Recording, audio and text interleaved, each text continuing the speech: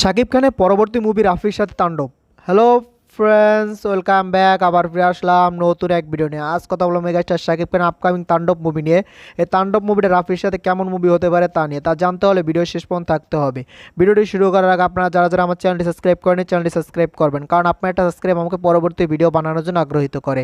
তো চলুন ভিডিওটি শুরু করা যাক। মেগাস্টার শাকিব খানের সাথে রাফির একটা কুরবানিতে মুভি আসবে, সেটা কিন্তু আমরা অলমোস্ট সবাই জানতাম। সেই মুভির নাম কিন্তু তাদের ঘোষণা দেওয়া হয় না, অবশেষে নাম চলে এলো এই মুভির। এই মুভির নাম হতে চলেছে তাণ্ডবে। তাণ্ডব নিয়ে রাফি কুরবানিতে তাণ্ডব করতে চলে আসবে, সেটা আমরা সবাই জানি। এর আগে কিন্তু রাফি গত কুরবানিতে তুফান এসেছিল এবং তুফান বই দিয়ে গেছিল। তুফান দিয়ে তুফান কিন্তু দেশ বিদেশ সব দেশে কিন্তু জ্বর তুলতে পারেছিল তুফান, সেটা কিন্তু আমরা দেখতে পেয়েছি। অবশেষে তাণ্ডব নিয়ে আসছে এই কুরবানিতে। এই কুরবানিতে আবার তাণ্ডব করবে, সমস্ত রেকর্ডগুলো হয়তো তছনছ করে দিতে পারে এই তাণ্ডব করে। এরপর আসবে রাফির পরবর্তী মুভি, সেটা হবে তুফান 2। সেটা তো 26শে কুরবানিতে, কারণ শাকিব খানকে নিয়ে রাফি প্রতি কুরবানিতে আসবে, সেটাই হয়তো দেখা যাচ্ছে। কারণ এক কুরবানিতে আসছে তুফান নিয়ে, আর এক কুরবানিতে আসতে চলেছে তাণ্ডব নিয়ে, তারপর কুরবানিতে আসবে তুফান 2 নিয়ে। তাণ্ডবের গল্প সম্পর্কে এখনও পর্যন্ত কোনো আভাস পাওয়া যায়নি, কিন্তু তাণ্ডবের যে একটা সত্য ঘটনা অবলম্বনে মুভি হবে সেটা বোঝা যাচ্ছে। তার কারণ হলো রাফির বিগত যত মুভি এসেছে প্রত্যেকটা মুভি কিন্তু কোনো না কোনো ঘটনা অবলম্বনে মুভি কিন্তু তৈরি করেছে রাফি। সেখানে হয়তো অন্য কোনো গল্প জুড়ে দিয়ে সেই মুভিকে সে একটা মুভি রূপ দিয়েছে, কারণ পুরো সত্য ঘটনা তো দেখানো সম্ভব না। কারণ পুরো সত্য ঘটনা যদি দেখায় তখন কিন্তু দর্শকরা পছন্দ করবে না। তার জন্য সে সত্য ঘটনার সাথে কিছু গল্প যোগ করে তারপর কিন্তু সেই মুভি তৈরি করে, এবং সেই মুভিগুলো কিন্তু দর্শকের পছন্দ হয়। আশা করা যাচ্ছে তাণ্ডব হয়তো কোনো সত্য ঘটনা অবলম্বন হবে, কারণ রাফি এখনো বলতেছে না, দেখা যায় কি বলে, এটা কি সত্য ঘটনা অবলম্বনে নাকি, সেটার জন্য আমাদেরকে কিছুদিন অপেক্ষা করতে হবে। তুফানের সময় কিন্তু রাফি বলেছিল যে এরশাদ শিকদারের বায়োপিক নিয়ে শাকিব খান নিয়ে একটা মুভি তৈরি করতে চায়, সেই মুভিটা কি তাণ্ডব কিনা।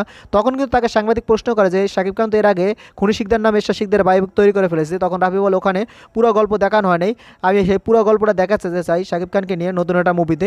সেটাই কি এই তাণ্ডব মুভি কিনা সেটা এখন দেখার পালা, কারণ রাফি এখনো গল্প সম্পর্কে আমাদেরকে কোনো ধারণা দেয় নাই। আশা করি খুব শীঘ্রই আমাদেরকে গল্প সম্পর্কে ধারণা দিয়ে দেবে যে কির উপর বেস করে গল্পটা আগাচ্ছে। রাফি এবং শাকিব খানের তাণ্ডব মুভি প্রযোজক কিন্তু সেমই, আলপাই চরকি এসবিএফ। যারা এর আগে শাকিব খানকে নিয়ে তুফান তৈরি করেছিল তারাই কিন্তু আবার তাণ্ডব তৈরি করতে আছে শাকিব খানকে নিয়ে। তাহলে তো বুঝেই গেছেন যে তুফানে তারা কী ধরনের ব্যবসা করছে, যার জন্য কিন্তু তারা পরবর্তী আরও বিগ প্রজেক্ট নিয়ে চলে আসছে তাণ্ডব নামে।